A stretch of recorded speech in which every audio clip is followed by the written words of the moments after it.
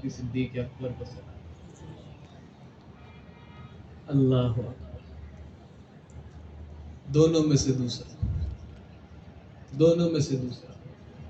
ساتھ۔ اللہ اکبر، سیدنا عمر رضی اللہ تعالی جن کی نیکیاں خود جناب نبی اکرم صلی اللہ علیہ وسلم نے فرمایا، جب امی عائشہ صدیقہ سلام اللہ علیہا نے ایک دن بڑے لاڈ میں پوچھا، ابھی حضرت لاڈ کا ذکر کر رہے تھے، بڑے لاڈ میں پوچھا کہ اللہ کے رسول ان ستاروں جتنی بھی کسی کی نیکیاں ہوں گی، اللہ کے رسول ان ستاروں جتنی بھی کسی کی نیکیاں ہوں گی، تو جناب نبی اکرم صلی اللہ علیہ وسلم نے جواب دیا کہ عمر کی نیکیاں۔ تو وہ جواب میں اپنے والد کا نام سننا چاہ رہی ہوں۔ بیٹی کا رشتہ ایسا ہوتا ہے، اور ناز اور مان والد اگر سیدنا ابو بکر صدیق، تو فوراً جب جواب جو سننا چاہ رہا ہو انسان وہ نہ ملے تو فطری سی بات ہے کہ چہرے پہ حیرانگی کے سوالیہ نشان آ جاتے ہیں۔ تو جناب نبی اکرم صلی اللہ علیہ وسلم نے پوچھا کہ عائشہ کیا ہوا؟ فرمانے لگی میرا تو یہ خیال تھا کہ آپ میرے والد کا نام لیں گے۔ آقا علیہ الصلاۃ والسلام نے فرمایا کہ ابو بکر کی ایک غار کی رات ان تمام ستاروں سے بڑھ، ان تمام نیکیوں سے۔ خود سیدنا عمر رضی اللہ تعالیٰ عنہ،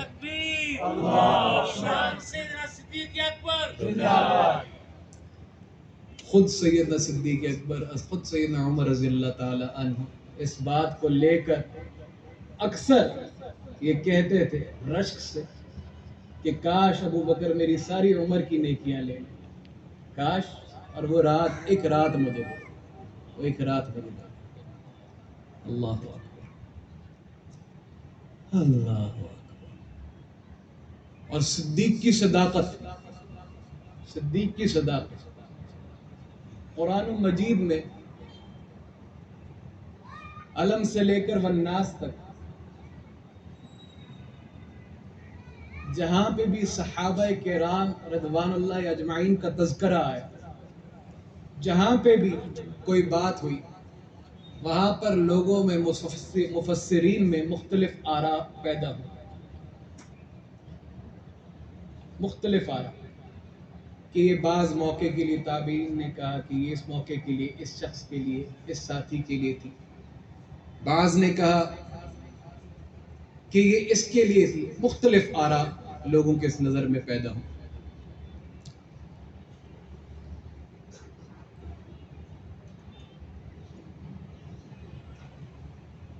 لیکن یہ آئے مبارکہ جو سورہ توبہ کی حضرت مفتی صاحب نے جس کا ٹکڑا بیان کیا، کوئی مکتبہ فکر ایسا نہیں، کوئی مکتبہ فکر ایسا نہیں، اہل تشیع حضرات کے جتنی بھی تفاسیر ہیں ان کے اندر بھی کسی نے اس بات سے انکار نہیں کیا کہ یہ سیدنا صدیق اکبر کے بارے میں نہیں، بلکہ یہ کہا گیا کہ یہ سیدنا صدیق اکبر رضی اللہ تعالیٰ عنہ۔ باقی ہر جگہ پہ یہ فلاں شخص کے لیے، فلاں ساتھی کے لیے مختلف آراء۔ بعضوں کے اندر بعض آیات ایسی ہوتی ہے جس میں ایک مکتبہ فکر پورے طریقے سے اتفاق کرتا ہے، دوسرا مکتبہ فکر کا ایک اور نظریہ ہوتا ہے، لیکن اس آیہ مبارکہ کے اندر کسی مکتبہ فکر میں سے کسی ایک کا بھی اختلاف نہیں۔ اللہ اکبر کبیر۔ تو بہرحال ہمارا تو جمعہ نہیں ہوتا جب تک سیدنا صدیق اکبر رضی اللہ تعالیٰ عنہ کی شان نہ بیان کی ہے، ہماری تو جمعہ نہیں ہوتا، ہماری تو حاضری پوری نہیں ہوتی جب تک سلام نہ پیش کیا۔ سیدنا صدیق اکبر کی شان خود اللہ بیان کرتے ہیں،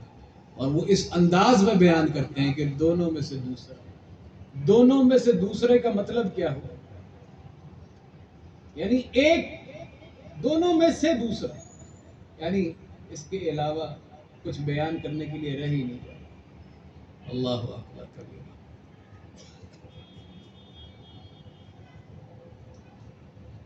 آج کی اس دنیا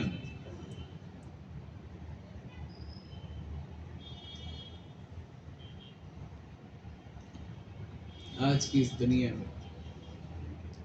جہاں پر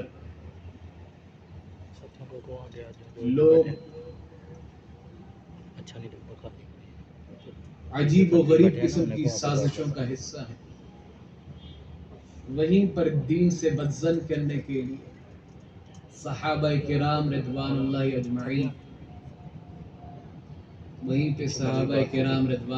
اجمعین کو نشانہ بنایا، کیونکہ صحابہ وہ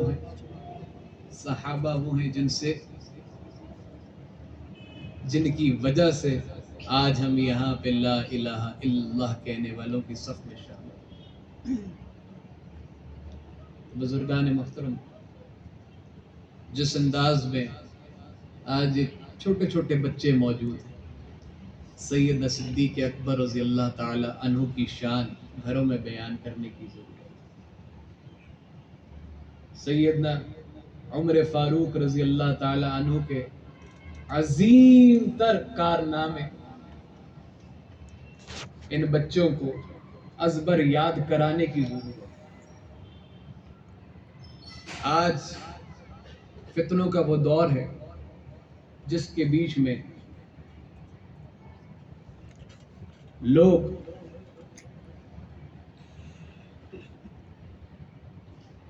معصومیت کا اتحاد کے نام پر لوگوں کو نشانہ بناتے ہیں، لوگوں کے عقائد کو۔ چھوٹا سا بچہ، اس کو بھی معلوم ہے کہ میں اس عقیدے کا قائل کیوں ہوں، لیکن ہم چونکہ عقیدے پر محنت اس انداز میں نہیں کر رہے جس کا انداز میں کرنے کی ضرورت ہے، اسی وجہ سے آج ہمیں پتہ ہی نہیں کہ ہم کون ہیں، اور ہم کون ہیں اور کیوں ہیں۔ یہ کیوں ہے کا پتہ ہونا بہت ضروری ہے، یہ کیوں ہے کا پتہ ہونا بہت ضروری ہے۔ وہ آتے ہیں، درود شریف پڑھاتے ہیں، کہتے ہیں اللہم صلی علی محمد وعلی آل محمد کما صلیت علی ابراہیم وعلی۔ وہ بچہ جب درود شریف پڑھ لیتا ہے تو وہ کہتا ہے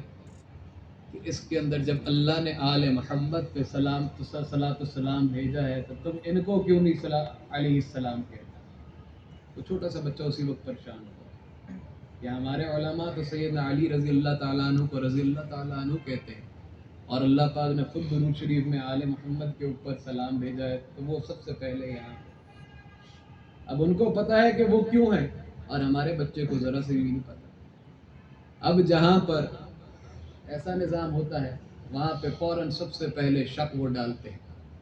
شک ڈالنے کے بعد جس نے اصلاح کرنی ہے اس کے خلاف، یعنی علماء کے خلاف وہ بدگمان کرتے ہیں کہ وہ علماء کے پاس جا کے پوچھنا لیں، علماء کے پاس جا کر پوچھنا لیں، کیونکہ جواب تو ان علماء نے دینا، سمجھانا تو انہی لوگوں نے ہے۔ تو سب سے پہلے وہ اس کو عالم سے اور مولوی سے بدظن کرتے ہیں، اس کے بعد اسے ریفرنس چاہیے، اگر عالم اور مولوی کے پاس نہیں جائے تو دین کہیں سے تو اس نے سیکھنا ہے۔ پھر جہاں جہاں ریفرنس آتے ہیں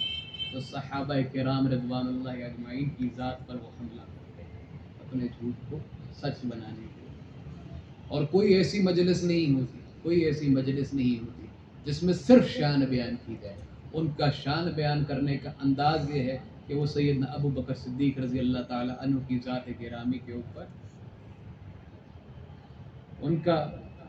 شان بیان کرنے کا، اگر ان کو کوئی پتہ ہو شان، تو شان بیان تو اپنے عقیدے سے، اپنے عمل سے ہوتی ہے، وہ شان تو بیان نہیں کرتے، لیکن سیدنا عمر رضی اللہ تعالی عنہ کی شان میں گستاخی کرتے، وہ شان تو بیان کر نہیں سکتے، کیونکہ شان اللہ والوں کی شان، نیک لوگوں کی شان تو شان والی زبان سے ہوتی ہے، شان والوں کی زبان سے ہوتی ہے، ادھر سے تو صرف بغض عثمان نکلتا ہے۔ تو کہنے کا مقصد یہ ہے کہ یہ عقیدے کی محنت سیدنا ابو بکر صدیق رضی اللہ تعالی عنہ، یہ میں کسی کی جو بات کرنا چاہ رہا وہ نقطہ لب لباب ما حاصل یہ ہے کہ آج عقیدے پر محنت کی بہت ضرورت ہے۔ اس کا مقصد یہ نہیں ہے کہ ہم نے کسی سے لڑائی کرنی، اس کا مقصد یہ نہیں ہے کہ ہم کسی کے خلاف ہیں۔ ایک قوم پہ اللہ نے عذاب نازل کر دیا،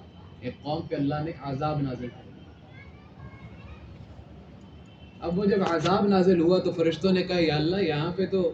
ایک بندہ ہے جو جھونپڑی کے اندر سارا وقت ذکر کرتا رہتا،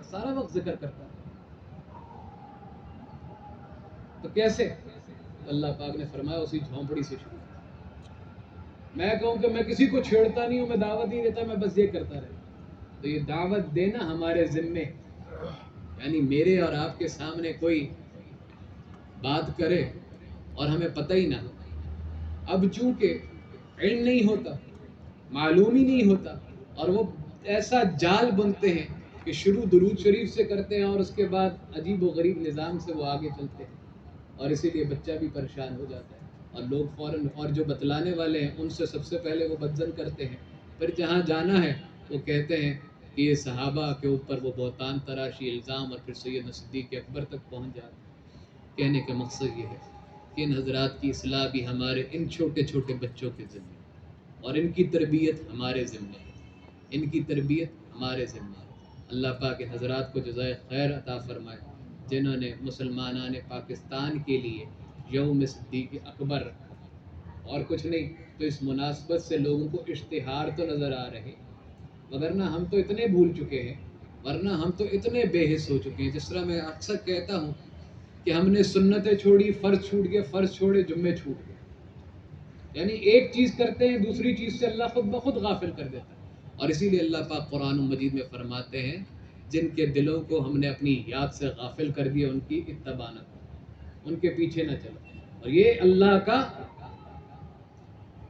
کی ناراضگی ہے کہ اللہ کی یاد دلوں سے نکل جاتی ہے۔ آج کا مسلمان اسی انداز میں بے حس ہو گیا، اس کی وجہ آپ دیکھتے ہیں کہ میں تو ہر جمعے کے اندر، ہر مجلس ذکر کے اندر اپنے آپ کو یاد کراتا رہتا ہوں کہ 2 مہینے پہلے، 3 مہینے پہلے فرانس میں ایک شخص نے آقا علیہ الصلوۃ والسلام کی شان اقدس میں گستاخی کی، لیکن پھر بھول جاتے ہیں صبح سے لے کر شام تک اتنی بے حسی کا عالم کس انداز میں زندہ رہتے ہوں گے، کس انداز میں یہ سفید کپڑے پہن کے، سفید پگڑیاں، تاج کی خوبصورت پگڑیاں پہن کر ہم نکلتے ہیں۔ یعنی محبت کا دعویٰ جو ہم کرتے ہیں، جب میرے اور آپ کے دل اچانک دکان میں نکل کر بھول جاتے ہیں تو میں عرض کرنا چاہتا ہوں اپنے دعووں کی کہ اس وقت پر